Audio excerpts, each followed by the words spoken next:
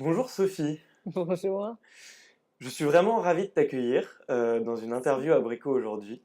Donc merci d'avoir accepté notre invitation. Non, non, merci à toi. Très Mm, contente d'être là. ouais. Ça fait un petit moment qu'on se connaît Oui. et je voulais du coup résumer ta vie en quelques phrases pour te présenter aux gens qui ne te connaissent pas. Mais l'exercice était vraiment terrible. Effectivement, déjà le deuxième article US que j'ai vu sur toi te renommait la femme aux mille vies. Je trouvais que c'était un très beau surnom. Il m'a fait beaucoup rire. Et ensuite, dans une interview, tu dis, pour te présenter, j'étais là, les bons jours du passé, et j'adore vieillir avec beaucoup de légèreté. Mais bon, je vais quand même essayer de me plier au jeu, et du coup, j'ai trouvé deux phrases que je trouvais très cool. La première, c'était que tu as fait des énormes câlins au plus gros rappeur très dur du hip-hop américain dans les années 80. Et enfin, que tu avais créé la version française de My God Yes des années avant même qu'Emma Watson en parle à la télé. Mais avant tout ça, je voulais commencer un petit peu par le début, la toute première étincelle. Et j'ai vu dans une interview de toi que tu disais que tu avais commencé ta carrière un petit peu par hasard. Que tu t'étais trompé d'étage parce que tu voulais être maquettiste pour une boîte alors, dont je n'ai plus le nom. Un journal qui s'appelle Photo, Un journal qui s'appelle Photo. Ok. qui appartenait à l'époque au groupe Philippe Aki, qui était au même étage que Paris Match. Et tu te trompes d'étage et du coup tu te retrouves chez Paris Match.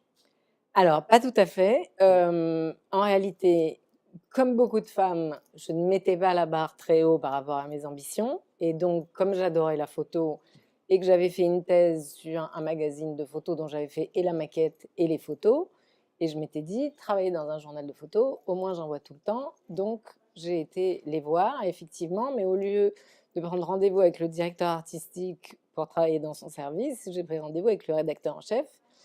Et lui, il a tout de suite fait un papier sur mon travail, ce qui était déjà incroyable parce que j'avais à peine 18 ans. Ou 20 ans.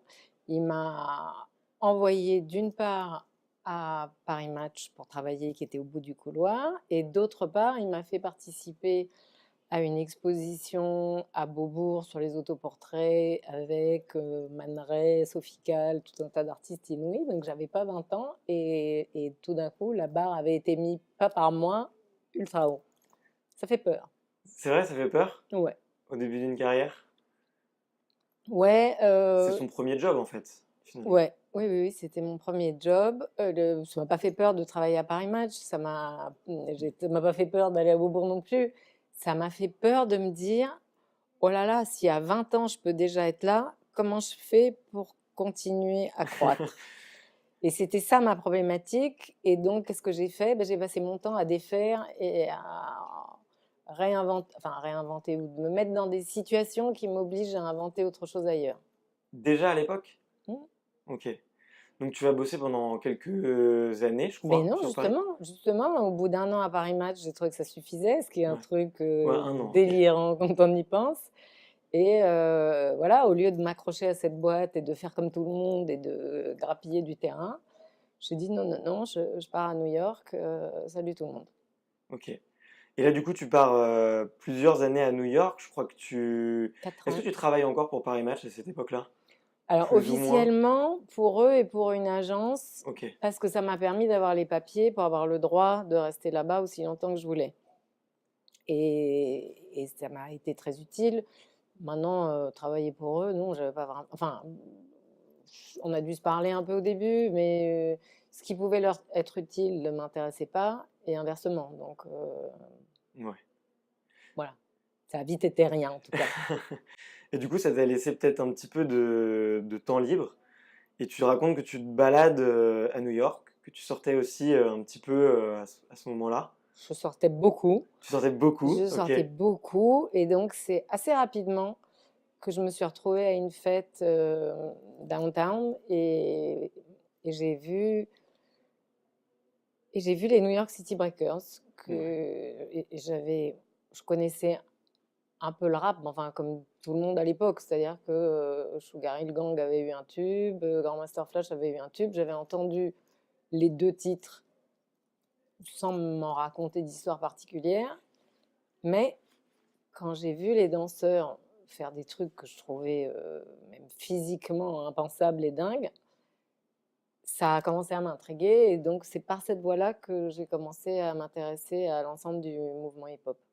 Et du coup, tu te positionnes en tant que photographe, tu fais un petit peu des reportages photos, il me semble, sur ce milieu, ces danseurs, ces chanteurs, ces artistes aussi, parce qu'il y a beaucoup de graffiti Mmh. à l'époque. Quelles sont les émotions qui ont résonné en toi à ce moment-là, quand tu dis que tu vois des gens danser, que c'est complètement nouveau, mais qu'est-ce que ça évoque de...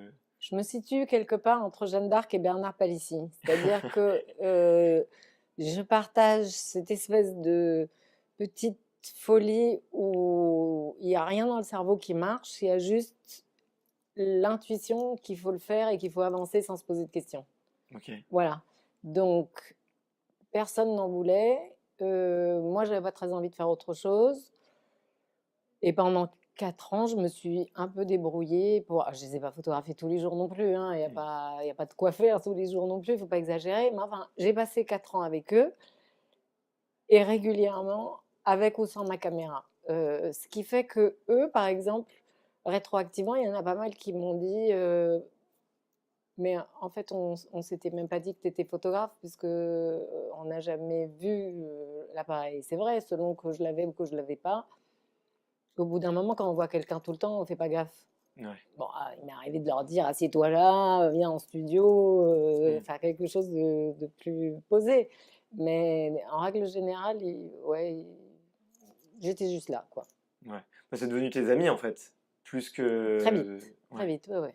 Et tu as gardé des contacts avec certains Bien encore sûr. aujourd'hui? Oui, oui, bien sûr, il y en a une petite dizaine à qui je parle régulièrement. Ça doit être trop chouette. Ouais. Et ce qui est marrant, c'est qu'il y a une phrase que tu dis qui dit: «J'ai vu des gens danser sur les parties incongrues du corps», comme tu viens de nous le dire. Et du jour au lendemain, tu leur consacres toute ta vie, mais tu dis que ça n'intéressait personne. Bah, Et pas grand monde, ça ouais, n'intéressait pas grand monde. Alors, ça n'intéressait absolument pas les médias américains, ça c'est sûr. On était officiellement sortis de la ségrégation, mais dans la réalité, non, il y avait toujours un énorme racisme. Moi, je me souviens, venant d'ici, c'était un peu étrange pour moi de me dire que si je voulais commander un taxi alors que j'étais avec un d'entre eux, il fallait que je le planque au coin de la rue, que j'arrête le taxi, que je monte dedans et qu'après je lui dise de venir. Donc c'est quand même des choses auxquelles on ne pense pas ici. Donc il y avait ça, mais il y avait un racisme aussi, enfin un racisme, ben, c'est pas le bon terme, mais il y avait aussi une crainte dans leur propre milieu, puisque l'idée des Noirs, c'était évidemment, comme tout le monde, d'essayer de s'embourgeoiser, de gagner leur vie, de s'émanciper de la condition dans laquelle ils étaient. Et donc, de voir des types habillés avec un look qui était considéré à l'époque comme le look des racailles, c'est-à-dire en basket et en jogging, c'est difficile de le concevoir aujourd'hui parce que tout le monde est habillé comme ça. Mais à l'époque, ça n'existait pas. Les baskets, c'était un truc qui était tout pourri, qu'on sortait pour aller dans une salle de sport et basta. Donc, il y avait aussi cette peur de ceux qui voulaient s'embourgeoiser, de s'acoquiner à eux. Donc, ils étaient vraiment en anglais, on dit des hoodlums, des outlaws, des... un peu marginaux peut-être ou... C'est plus que marginal, c'est craint d'une certaine Ouais. façon. Mais du coup, qu'est-ce qui les motive à l'époque? Parce qu'on ne parle pas d'eux, ils n'en gagnent pas d'argent, ils se font, on va dire, un petit peu rejeter de leur communauté parce L'idée qu'effectivement, de ils dégagent une gagner de mauvaise... l'argent pour faire quelque chose qu'on aime, c'est une idée qui est très récente. À l'époque, leur idée à eux, c'était de sortir dans la condition dans laquelle ils étaient en se créant, entre guillemets, leur propre joie. Donc, la joie d'écouter la musique qu'ils aiment, la joie de danser sur la musique qu'ils aiment, la joie de raconter dans leur rap, les premiers raps, les paroles, c'était quand même je suis le plus beau, je suis le plus grand, je suis le plus fort, j'ai des chouettes pompes, j'ai des gonzesses. Un truc très dans le renforcement de l'ego. Et les graffitis, c'était la même chose. C'était des zones dévastées du Bronx et des métros très moches sur lesquels ils venaient faire éclater leur nom en lettres énormes avec 1000 couleurs, mais dans une, comment dire, dans l'optique d'améliorer le visuel qui les entoure.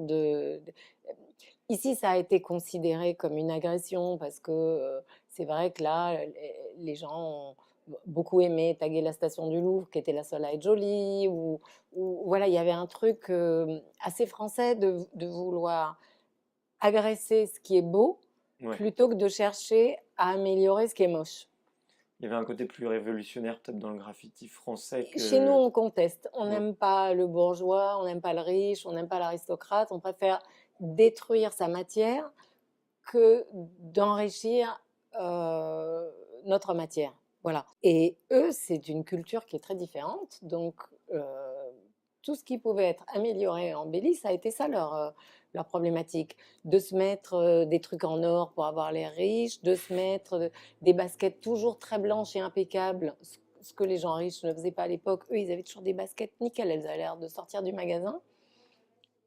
C'était toujours avoir l'air d'être au mieux de soi-même dans un environnement le mieux possible. Donc c'est vraiment comme une méthode Coué pour aller bien dans un truc qui va pas bien du tout. Ouais. Ils habitent des HLM dans un quartier qui est démoli, souvent élevés dans des familles monoparentales. Euh, Rien de très constructif et enrichissant pour eux. Donc, leur projet d'avoir une... Et en plus, ils s'entretuaient, il y avait des guerres de gangs, etc. Et tout d'un coup, naît l'idée de arrêtons de nous entretuer, arrêtons de souffrir de notre environnement, faisons quelque chose. Un faisons quelque chose qui a fini par envahir le reste de la planète et par changer la manière dont pensent des gens qui pensent ne pas subir l'influence du rap parce que c'est pas une musique ou une culture qui leur parle. Ouais, Mais tout à dans fait. les faits, le rapport à soi, le rapport à comment on se présente aux autres, le rapport au luxe, le rapport aux réseaux sociaux, tout ça est quand même initié au départ par cette minuscule communauté qui faisait peut-être, je sais pas, 100 ou 200 personnes à l'époque. Enfin, Ouais. pas grand monde, quoi. Et ça Ouais. a envahi la planète. C'est quand même un truc exceptionnel. Et ça perdure aujourd'hui. Il n'y a pas beaucoup d'autres mouvements culturels qui ont eu cette puissance-là et cette durée-là. Ouais, tout à fait, ouais. Mais d'ailleurs, je voulais te demander par rapport à ça, tu fais un peu partie des gens qui ont rendu cette passion un business. Tu as été un petit un peu contribué. Mhm. Qu'est-ce qui a changé depuis, tu Ah ben, trouves? tout a changé. Notre société, notre façon de Hmm. penser, enfin, tout ce que je t'ai évoqué précédemment, la manière dont on se présente aux autres, le rapport à l'argent, tout a changé. Mais qu'est-ce qui a changé pour eux? Pour les pionniers, moyennement grand-chose, j'ai envie de dire, Ouais. dans la mesure où ils n'ont pas bénéficié, où ils commencent à peine à bénéficier de ce qu'ils ont apporté aux générations suivantes.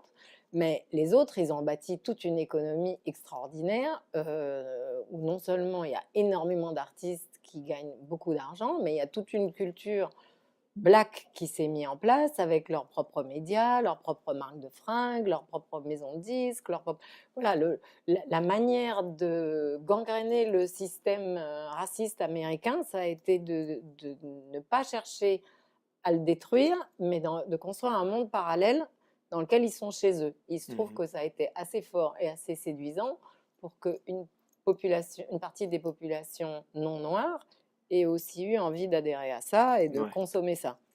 Et mais ça me pousse à quelque chose d'autre, c'était que tu as cofondé MTV Europe Je quand n'ai pas confondé, j'ai fait partie de de l'équipe. l'équipe de 30 personnes qui a monté MTV en Europe. Oui. Qu'est-ce qui faisait que certaines personnes se sont dit, ah, ok, ça cartonne aux États-Unis, c'est en train d'exploser. Non, Est-ce qu'il y non, avait non, des ça signes cartonnait pas annonciateurs? aux États-Unis, ça n'explosait pas du tout. Non, à l'époque, c'était toujours, euh, il y avait une croissance, c'est certain, mais c'était toujours des petits labels indés.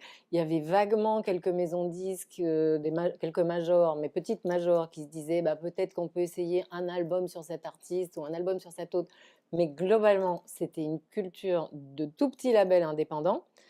Et il se trouve qu'en Europe, avant les États-Unis, il y a eu une curiosité de tout ça et tous les médias branchés de l'époque se sont mis à en parler. De Face, Actuel, Viner, tout ce qu'il pouvait y avoir comme voilà, mode de communication un peu branché s'est intéressé à ce mouvement. En France, avec une exception un peu dingue, c'est qu'il y a eu même une émission de télé à 1 heure de Ouais. grande écoute sur TF1, hip-hop, qui était un truc, mais improbabilissime, qui en France a donné une proportion ou une attention incroyablement forte à cette culture, mais pendant quelques mois seulement. C'est-à-dire qu'il y en a tellement eu, on a tellement bouffé des yaourts et des pubs de bagnoles et de n'importe quoi avec du hip-hop que 6 mois plus tard, les gens n'en pouvaient plus. Tout ça est reparti dans les banlieues et comment dire, retombé dans un creux de vague, mais il est resté quelque chose de beaucoup plus fort qu'aux États-Unis. Et donc, quand MTV a commencé à s'installer en Europe, la fille qui dirigeait l'antenne, qui était une Américaine et qui connaissait mon CV, et qui savait tout ce que j'avais fait dans le rap et à la télé comme en tant que photographe, m'a dit bah, pourquoi tu fais pas une émission de rap? Et je lui ai dit mais vous êtes raciste, on est d'accord? Et elle m'a dit ça c'est des problématiques américaines, ici on est en Europe, c'est d'autres problématiques, vas-y fais-le. Et donc j'ai lancé effectivement une émission qui s'appelait Yo Yo. et que les Américains ont repris 1 an plus tard avec Fab Five Freddy comme présentateur, mais c'était compliqué pour les Américains. D'ailleurs, pendant longtemps, ils ont tout fait pour le maquiller,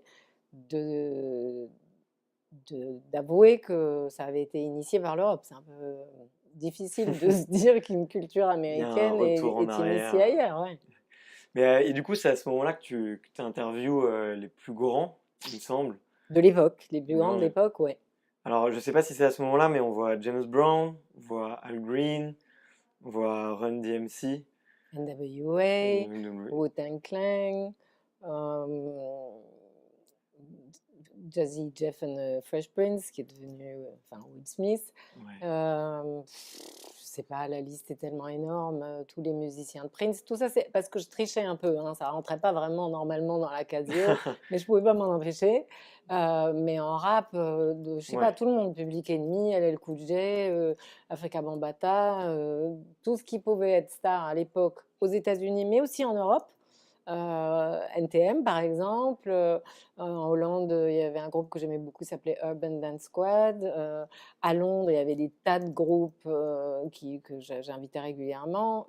Mon objectif n'a pas été uniquement de mettre en lumière le rap américain et de le faire connaître à l'Europe, mais de faire connaître tous les groupes européens qui émergeaient, qui étaient tout aussi dignes d'être présentés au public. À l'époque, il y avait quand même beaucoup d'hommes. Tu étais entouré de mecs. C'était agréable comme position. Et finalement, pourquoi il y avait si peu de femmes dans le rap à ce moment-là? Alors, c'était extrêmement agréable, sans l'ombre d'un doute. Pourquoi il y avait si peu de femmes? Ben, c'est une culture machiste, donc, comme tu le sais, ça perdure encore aujourd'hui et ça n'appartient pas qu'à cette culture-là. Il y a l'idée que les femmes sont ou des mamans ou des putains. Dans le rap, ça se traduisait par sister ou hoe, c'est-à-dire la sœur qu'on protège et la hoe qu'on baise. Moi, je ne me suis inscrite dans aucun des 2 registres. La sister, elle était habillée avec un sac de pommes de terre pour cacher son corps. C'était certainement pas quelque chose auquel j'allais adhérer. La hoe, je sais pas, je m'en fous aussi, elle est sexy et machin, mais elle est quand même super maltraitée. Moi, j'ai gardé mes particularités, mais je pense que ce qui a fait mon autorité, c'est que j'avais un objectif, une caméra avec un objectif. Ça ne Ouais. me met pas du tout dans une position passive. Au contraire, c'est plutôt moi qui exerce une forme de domination sur T'as un eux. gros pouvoir de séduction même sur Ouais, et avec puis je les rends même vulnérables d'une certaine façon. Le fait que je m'intéresse à eux et que je les suive partout, que je les photographie dans leur intimité et que je dirige. Ils sont sentis flattés. Ah oui, certainement. Bah, mais c'est normal. Hein. À Bien sûr. l'époque, j'étais pas la seule. On était peut-être 3 ou 4 photographes. Il y avait une autre femme, Martha Cooper, donc je n'étais pas la seule avec ce privilège. Mais c'est vrai que il n'y avait pas grand monde qui les suivait et le fait que je sois femme intervenait peu, puisque j'étais quand même avant tout photographe. Et c'était la neutralité du genre accordée à cette fonction qui a fait que je n'avais pas besoin de réfléchir à est-ce que je suis un homme, est-ce que je suis une femme, est-ce que je suis une sister ou est-ce que je suis une ho. J'en avais juste rien à foutre. J'étais là avec ma caméra et je faisais ce que je voulais. Mais j'étais très bien avec tous ces hommes. C'est vrai. Mais du coup, ça jump un petit peu avec la suite, puisqu'aujourd'hui, tu as changé un petit peu d'univers. Oui, mais Et c'est pas. Pour beaucoup de gens, ma carrière est un petit peu difficile à comprendre. Comment je suis passée du rap à l'internet, de l'internet aux femmes, ça n'a pas l'air d'avoir de sens. Mais je suis continuellement dans l'influence de ce que j'ai fait par le passé pour réfléchir à mon présent et mon futur. Donc tout ce que j'ai vu et qui m'a intéressée et qui m'a passionnée sur la manière dont cette culture a permis l'émancipation d'une énorme proportion de Noirs m'intéresse évidemment. Je pioche dedans en permanence dans la manière que j'ai aujourd'hui d'envisager l'émancipation des femmes. De la même manière, tout ce qui m'a... les mêmes utopies que j'ai vécues dans le digital, puisque au départ le rap c'est une utopie et au départ l'internet c'est une utopie. Le fait que ces utopies aient pris cher et qu'elles soient devenues des réalités, c'est ce qui m'inspire aussi. Je pioche sans cesse dans l'internet et dans le rap pour réfléchir à comment aider l'émancipation des femmes. Voilà, donc c'est très linéaire pour moi, mais pour personne d'autre. Et donc aujourd'hui, ouais, pour peut-être remettre un petit peu les choses dans leur contexte, tu t'es énormément engagé pour l'empowerment des femmes, en tout cas pour leur liberté d'expression. Un des premières œuvres que tu as fait, c'était un peu le lancement du site secondsex.com, Mhm. qui était, Qui est toujours, qui est toujours d'ailleurs, mais qui sous était une autre forme, mais qui est toujours. le Oh My God Yes de l'époque. Mhm. Qui était assez chouette d'ailleurs. Et ensuite, tu as monté une série qui s'appelle X-Femmes Que j'ai monté pour Second Sexe. pour Second Alors, Sexe. Ouais. Second Sexe, à l'époque, c'était un magazine, une plateforme de e-commerce avec que des choses luxueuses et comment dire, multiculturelles autour, enfin, Ouais. pas multiculturelles, c'est pas le bon terme, mais je vendais de la lingerie, mais je vendais de la vraie littérature de grands auteurs, mais érotiques, pornographiques même, Théophile Gautier, Apollinaire, enfin voilà, entre guillemets, des vrais auteurs. Non, parce que c'est dégradant pour les autres. Je vendais des films et des DVD, mais qui n'étaient pas nécessairement pornographiques, qui pouvaient Ouais. être d'un érotisme intense ou qui pouvaient être porno, mais s'ils étaient faits par les femmes. Et je vendais des sextoys de luxe, faits par des artistes souvent. Et enfin, j'avais une plateforme de VOD. Et là, pour le coup, je proposais le visionnage de films uniquement faits par des femmes ou faits par des artistes ou des femmes artistes. Et dans l'idée de passer au maximum par l'art pour que les femmes acceptent que tout ce qui touche à la sexualité n'est pas que la vision dégradée qu'elles ont à travers la pornographie et l'approche entre guillemets masculine à laquelle elles sont habituées, qu'elles peuvent trouver agressive, vulgaire, etc. Or, la libido, c'est le cœur de la vitalité. On ne peut pas envisager sa vie, avoir de la force dans ses actions et avoir une liberté dans ce qu'on entreprend si on ne se penche pas d'abord sur la question de la libido. Donc, pour moi, c'est un outil d'empowerment primordial. La libido d'abord. La libido d'abord. Mais pour que ça passe, j'ai eu besoin effectivement de tout faire passer par les artistes. Si je peux aller, si une femme, pas moi, si une femme peut aller, je ne sais pas, au musée Picasso voir ses dessins érotiques, pourquoi est-ce qu'elle ne peut pas avoir une autre approche dans sa réflexion à la pornographie ou à l'érotisme, par exemple?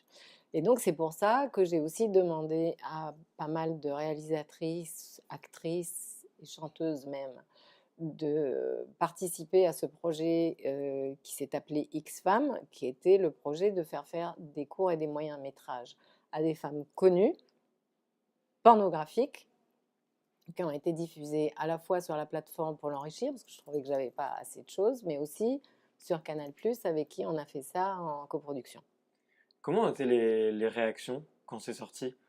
Parce que du porno féminin, Alors c'était... d'abord, c'est comment j'ai réussi à les monter, parce que quand j'en parlais, pour moi c'était très clair, comme c'est mon défaut, j'ai toujours tout très bien en tête et je comprends pas pourquoi c'est pas dans la tête des autres aussi.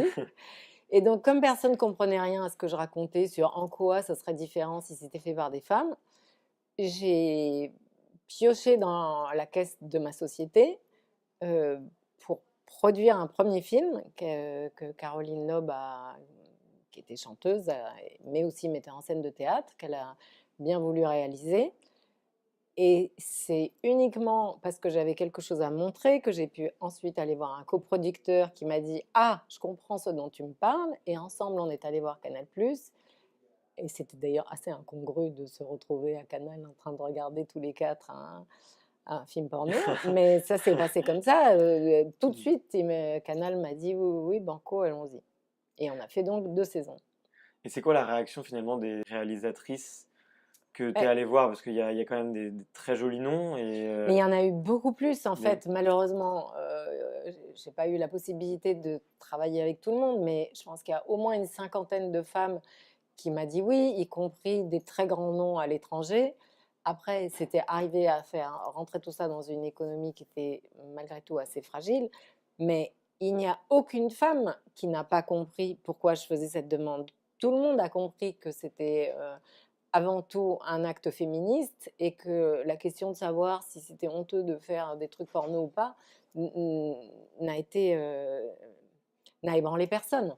Donc, à part une qui m'a dit: «Je me sens pas vraiment capable de filmer ça, je veux pas le faire», toutes les autres m'ont dit oui, mais toutes, toutes, toutes. Et après, ce qui était rigolo, c'était, bon, j'ai surtout senti quand on a fait les projos, c'était assez marrant de voir tout Paris réuni dans ces immenses salles de projos avec un écran tellement géant pour voir ces films. Mais c'était drôle de voir à la sortie que ça parle beaucoup de la sexualité des gens et c'est pas genré. Donc, j'avais d'un côté des femmes qui, pareil, comprenaient extrêmement bien à quel point c'était un engagement féministe, et des hommes qui étaient soit ultra, soit qui me disaient c'est pas de la pornographie, ton truc c'est du bluff, ça marche pas. Et effectivement, c'est pas leur idée de la Tout à fait, pornographie ouais. en tant qu'amateur de pornographie. Et pour ceux qui regardent pas de porno, ben il y a un petit truc qui se passe dans la tête. Et voilà, encore une fois, c'était pas genré. Il y avait d'un côté ceux pour qui c'est pas du porno, donc ça fait pas la blague, et ceux qui n'aiment pas pour le porno pour toutes les raisons que l'on sait, et pour qui tout d'un coup ça voulait dire quelque chose. Voilà. Et moi, c'est toujours mon pari, c'est d'arriver à faire en sorte que les choses puissent plaire au plus grand nombre. Moi, les petites élites ou les, les entre-soi, je les déteste. Ça m'intéresse de décomplexer les bourgeois de tout.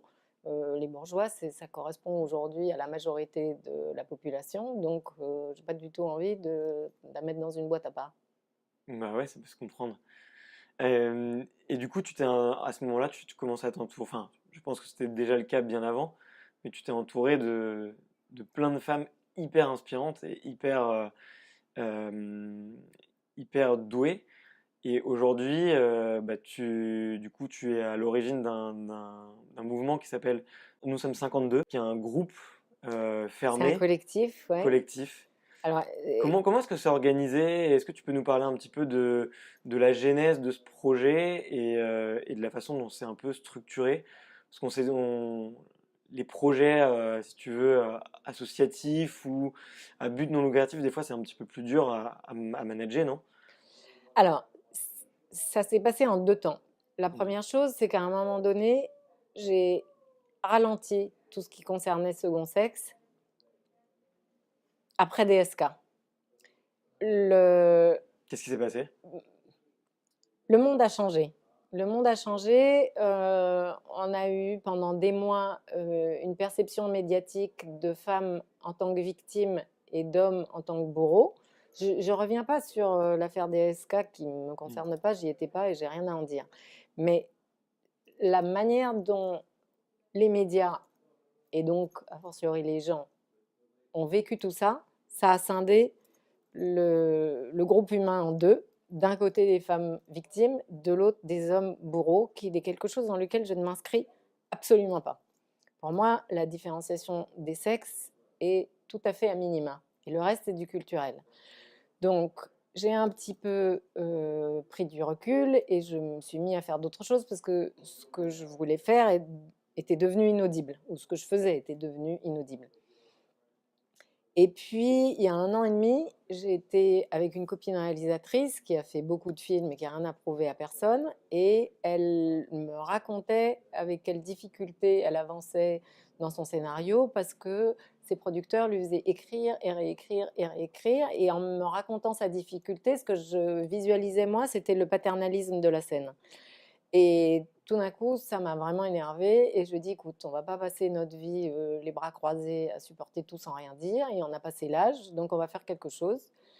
Et très vite dans ma tête s'est mis en place quelque chose. Alors, pas toute seule, hein, c'est-à-dire que j'ai eu une vision qui s'est installée, mais j'avais envie de quelque chose de collectif. Donc on s'est réunies toutes les 2, on est venues, chacune avec 4 ou 5 copines. Pendant plusieurs mois, on a réfléchi donc à je sais pas, une quinzaine, une vingtaine de femmes, à qu'est-ce qu'on pourrait faire, comment ça pourrait marcher, comment on pourrait s'appeler, comment on pourrait fonctionner, qu'est-ce qu'on aurait à faire. Et on a arrêté le principe suivant, qu'on allait s'appeler 52 parce que nous sommes 52% de la population française et qu'on est majoritaire et que cette simple majorité fait qu'elle nous accorde beaucoup de pouvoir, faut-il d'abord encore en avoir conscience. La deuxième chose, c'est que on se concentre sur l'entraide et l'empowerment, et j'ai envie de dire l'empowerment et l'entraide, euh, et sur 3 terrains, la politique, l'économie et les arts, pour des raisons très simples. C'est que la politique, c'est ce qui permet de changer les choses dans la société.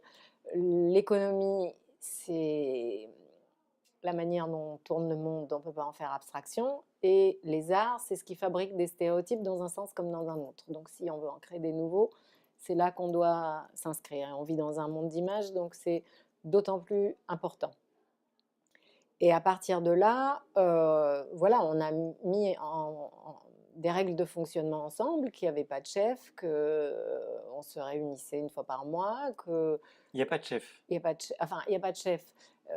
Il y a une présidente et une vice-présidente Ouais. parce qu'on a monté l'association, parce qu'on était les 2 filles du départ, parce que voilà, et qu'il faut publier des statuts et qu'on n'a pas le choix. Mais après, les rôles, les responsabilités, on a créé ce qu'on a appelé les mayas, c'est-à-dire celles qui, comme de bonnes élèves de Platon, aident les gens à accoucher d'idées.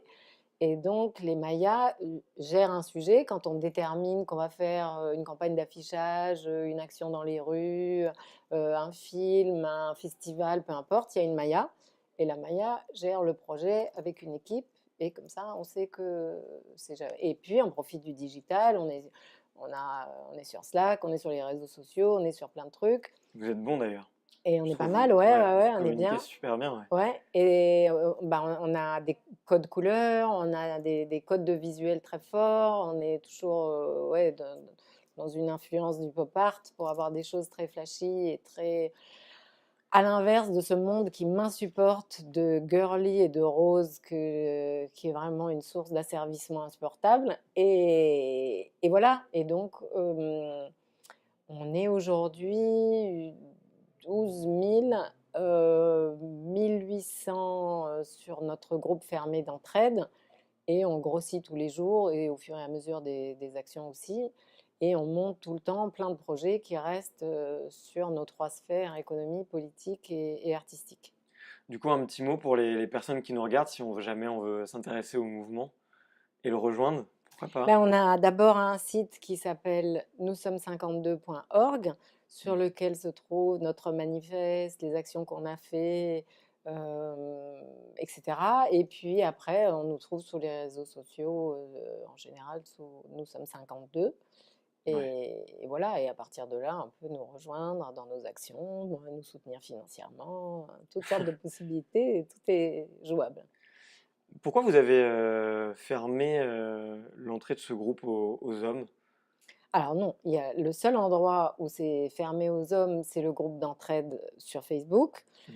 parce que malheureusement, les faits montrent qu'à partir du moment où il y a un homme dans la pièce, le comportement féminin n'est plus le même et qu'elle cesse de s'exprimer librement. Or, comme toute l'idée, c'est de s'exprimer librement pour qu'il y ait une entraide possible et un empowerment possible, ben, de fait, Bien on- sûr. voilà. Ok. Mais il y a plein d'hommes qui nous soutiennent, il y a plein d'hommes avec qui on fait des trucs, mais absolument au contraire.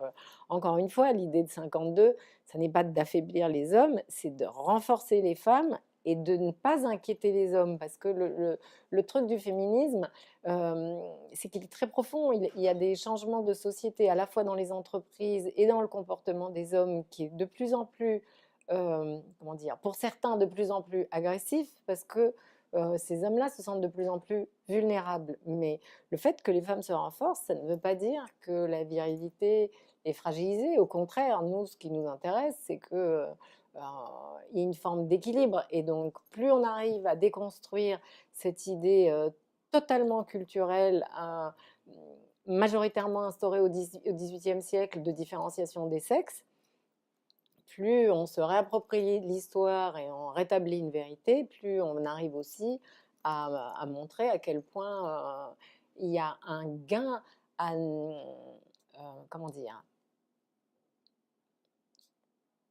rétablir pour les femmes une féminité qui ne repose pas sur des critères esthétiques, jeunesse, séduction, et aux hommes une masculinité qui ne repose pas sur une force, une, une virilité, euh,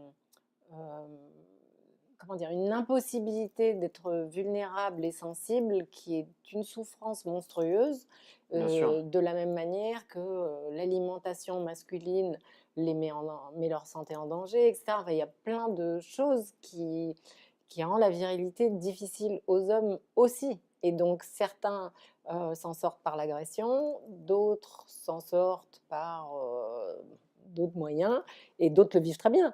Il y a tout un tas de solutions, mais il faut accompagner ceux pour qui le féminisme est un danger. Bien sûr, ouais, je suis d'accord. Et tu penses que il se passait beaucoup de choses là en 2017. D'ailleurs, depuis l'affaire DSK que tu cites finalement, il y a énormément de choses qui se passent dans les médias, beaucoup d'hommes qui vont peut-être se sentir menacés parce qu'ils ont Ouais. perdu une certaine liberté à juste titre. Mhm.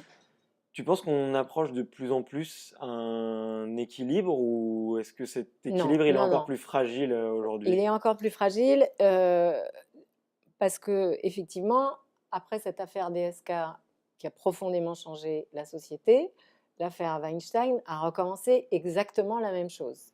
C'est-à-dire qu'à nouveau, on a eu des femmes victimes et des hommes bourreaux, avec cette fois-ci l'avantage que les femmes se libèrent de quelque chose qui pèse lourd, parce que c'est vrai que beaucoup ont du mal à parler de ce qu'elles subissent, mais aussi beaucoup de mal à se défendre. Euh, donc, il y a un avantage indéniable à pouvoir libérer la parole, mais il y a un effet pervers plutôt invisible, en tout cas dans les médias, que ça renforce le paternalisme.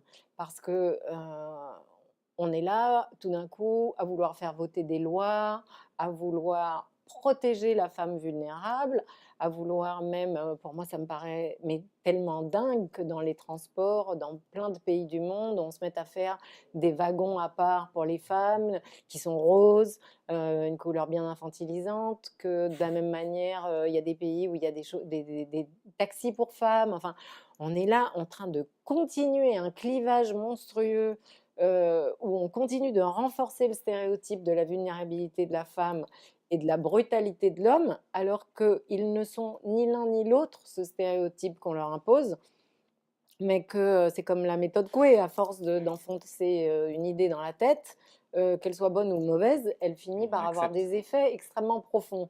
Alors moi, j'aimerais mieux rétablir des vérités qui permettent de renforcer l'un et l'autre. D'accord, ok. Si tu devais conseiller quelqu'un qui cherche un petit peu à s'informer sur tout ça, parce qu'il y a énormément d'informations, mais elles sont peut-être un petit peu cachées aussi.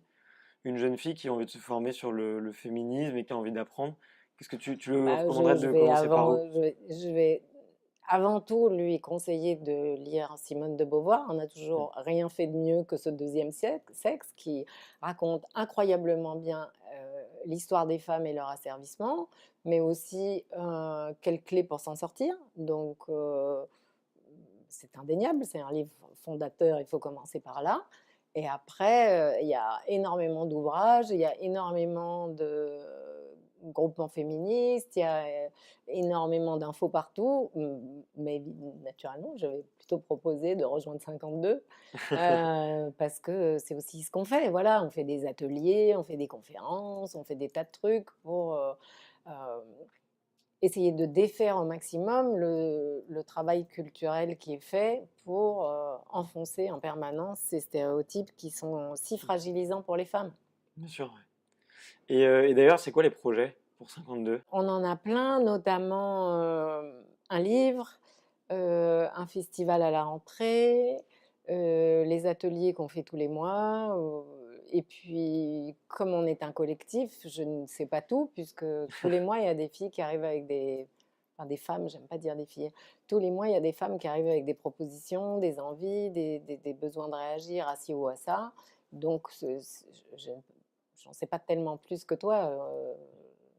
Nous sommes ce qu'elles ont envie que nous fassions. Bon, bah, en tout cas, on mettra toutes les informations pour retrouver un petit peu ce que vous faites et suivre votre actualité dans la description de cette vidéo et puis dans nos articles de blog. Merci. On en parle très souvent. Euh, je digresse un petit peu, Vas-y. mais comme tu le sais, sur Abrico, on fait connaissance avec nos utilisateurs et nos utilisatrices avec des questions un peu atypiques. Ouais. Est-ce que tu accepterais de te prêter au jeu? Allez, allons voir. Allez, je commence par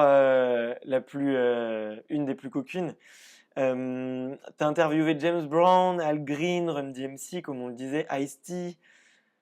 Lequel aurait besoin de s'éduquer au féminisme et de suivre Oh My God Yes? Alors attention, parce que chez les rappeurs, Ouais. l'utilisation, l'objectification du corps de la femme, c'est avant tout un truc marketing. Ils ont une forme innée de marketing qui font que, oui, ils la mettent à poil en déco, dans les clips, sur les pochettes de disques, etc. À la maison, c'est pas toujours eux qui ont le dernier mot, loin de là. Mm. Les femmes black américaines, c'est un féminisme qui est ultra intéressant. Elles sont ultra puissantes. Elles, depuis le début du XXe siècle, sorties de l'esclavage, elles veulent pas y retourner. Donc elles se font pas marcher sur les pieds. Et la preuve, moi je trouve que une forme de féminisme la plus intéressante aujourd'hui, c'est justement cette vague black américaine des rappeuses, euh, des Rihanna, des Beyoncé, de toutes les autres qui, les plus jeunes, les Tommy Genesis, enfin, la liste est ultra longue, qui utilisent le corps et la sexualité, mais alors vraiment comme un truc de boomerang, c'est-à-dire que tout ce que les hommes ont pu dire sur les femmes, les rappeurs ont pu dire sur les femmes, et tout ce que les rappeurs ont pu faire en les objectifiant, elles l'ont utilisé comme un boomerang comme un truc de renforcement. C'est-à-dire qu'aujourd'hui, une Rihanna qui est à poil sur scène, personne va penser qu'elle est objectifiée par quiconque. C'est au contraire qu'elle utilise sa libido pour asseoir sa puissance. Et donc, voilà, c'était une longue parenthèse, mais lequel a besoin, je ne sais pas, je ne suis pas dans leur lit, mais je ne pense pas que ça soit aussi caricatural chez eux que dans les paroles de leurs chansons et dans leurs clips. D'accord, ok, très bien répondu. Si tu pouvais dîner avec une personnalité célèbre de ton choix, qu'elle soit décédée ou vivante, qui choisirais-tu? Waouh, il y en a tellement, pourquoi tu veux me limiter à une?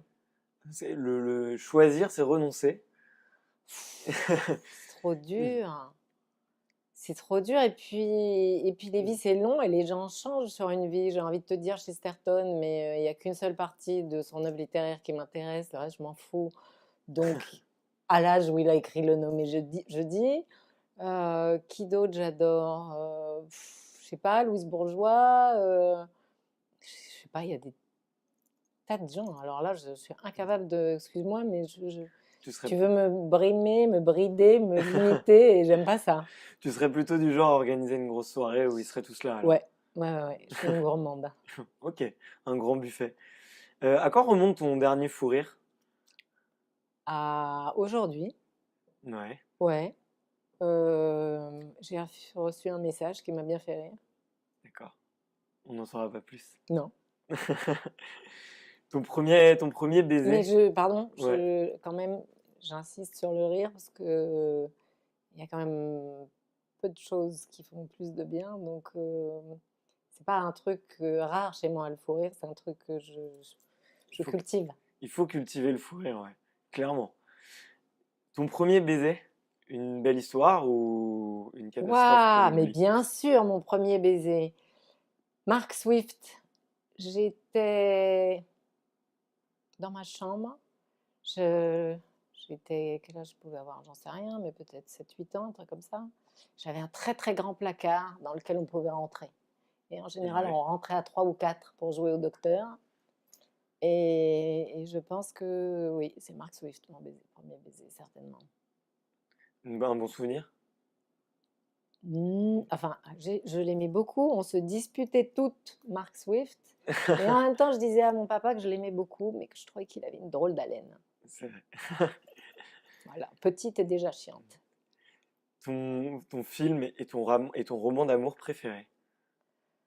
Mon film Tempopo, parce que aussi bien du point de vue de l'érotisme que du point de vue de la liberté, que du point de vue des plaisirs culinaires, tout y est très très bien réuni.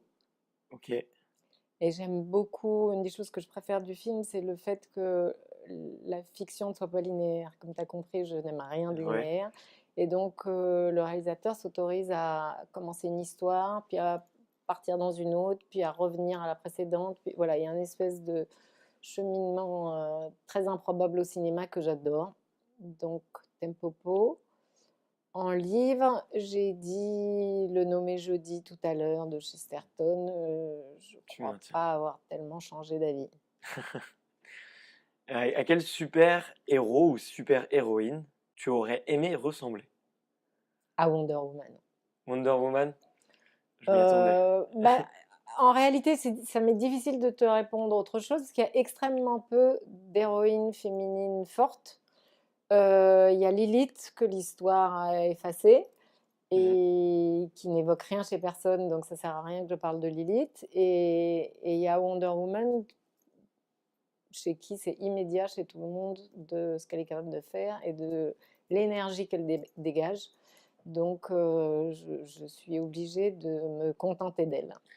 Ok, mais c'est marrant que tu parles d'élite oubliée, puisque dans une autre interview, quelqu'un nous a répondu Cléopâtre, et juste après la réaction, ça a été ah mais non, mais en fait, ce n'est pas une super héroïne, Si, et en fait, si, Cléopâtre est tout à fait une super. super-héroïne. C'est ce que l'histoire qui est racontée par les hommes, ce qui en reste dans l'histoire, qui enlève la vérité et donc du coup son rôle. Mais si tu parles de Cléopâtre, elle a hérité d'une Égypte en ruine. Son père a laissé les caisses vides Et elle, qui était brillante philosophe, brillante mathématicienne, brillante économiste aussi, a tellement bien remonté l'économie de son pays et le bonheur de son peuple, en tout cas par rapport au code de l'époque. Elle a été si riche que c'est elle qui a financé toutes les guerres de César et toutes les guerres de Marc-Antoine. Et donc, on peut considérer, si j'étais historienne féminine, je considérerais qu'en réalité, ce n'est pas César qui régnait sur l'Empire romain, Mais bien. mais c'est Cléopâtre. Or, on a voulu retenir d'elle que son nez et ses amours. Et c'est la même chose pour Catherine II de Russie, et c'est la même chose pour toutes les femmes pharaons et pour toutes les femmes reines qui, dans l'histoire, ont fait des choses formidablement bénéfiques à leur pays, mais dont on ne retient que la sexualité. Ce qui prouve bien d'une chose que le pouvoir et la sexualité vont de pair et que ce n'est pas une question genrée, et que par ailleurs, les hommes ont une indisposition à reconnaître les talents professionnels des femmes, et ça se voit encore aujourd'hui. Si on parle 2 secondes d'Angela Merkel, je voudrais savoir quels médias, à quel moment, ou quels hommes politiques, ou quelles personnes se sont arrêtés 1 minute sur l'extraordinaire travail qu'elle a fait pour son pays. Mais elle est juste toujours bousculée sur ce qu'elle n'aurait pas fait. Mais on ne parle pas comme ça des autres hommes politiques. Donc là aussi, je m'insurge. L'interview approche à sa fin D'accord. et on clôture toujours nos interviews par une question. Quelle est la prochaine femme que tu souhaiterais voir dans la prochaine interview Abricot?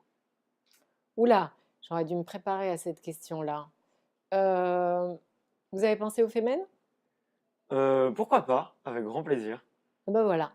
Ok. Ouais, je suis très admirative de ce qu'elles arrivent à faire à très très peu, dont les retombées sont très très immenses. Oui, elles sont à peine 25 Ouais. et elles arrivent à avoir des retombées médiatiques colossales dans le monde, et elles arrivent à faire des choses quand même inouïes qui arrivent à s'approcher de Poutine ou de Berlusconi ou de Marine Le Pen de façon aussi interpellante et spectaculaire.